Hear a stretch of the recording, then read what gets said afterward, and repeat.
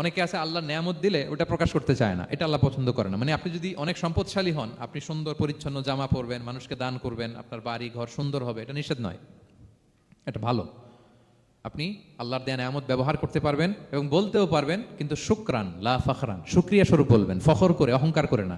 বলতে পারেন আলহামদুলিল্লাহ, আল্লাহ তালা আমাকে 4টা ছেলে দান করেছে, 4জন হাফেজ, আল্লাহ তালা আমাকে থাকার মতো একটা ঘর দিয়েছে, একটা বাড়ি দিয়েছে, একটা গাড়ি দিয়েছে, সম্মান নিয়ে সমাজে চলার মতো আল্লাহ তালা আমাকে দিয়েছেন। এটা যদি আপনি শুকরিয়া স্বরূপ বলেন, এটাতে সমস্যা নেই, কিন্তু অহংকার নিয়ে বলা যাবে না। ইন্নাল্লাহা ইউহিব্বু আন ইয়ারা আসারা নি'মাতিহি আলা আবদিহি, আল্লাহ তাআলা যে নেয়ামত তার বান্দাকে দিল, ওইটার একটা নমুনা দেখতে আল্লাহ পছন্দ করে। আল্লাহ বানাইছে আপনার বিলিয়নিয়ার, আপনি হচ্ছেন ছেঁড়া পরা জামা পরে চলেন, হবে?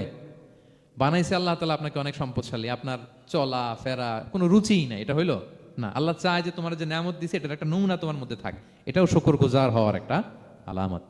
তাহলে 3 নম্বর কর্মসূচি কি? ওয়া আম্মা বিনি'মাতি রাব্বিকা ফাহাদ্দিস, আল্লাহর নেয়ামতের শুকরগুজার হও, আল্লাহ তাআলা যে নেয়ামত দিয়েছে সেটা বর্ণনা করো।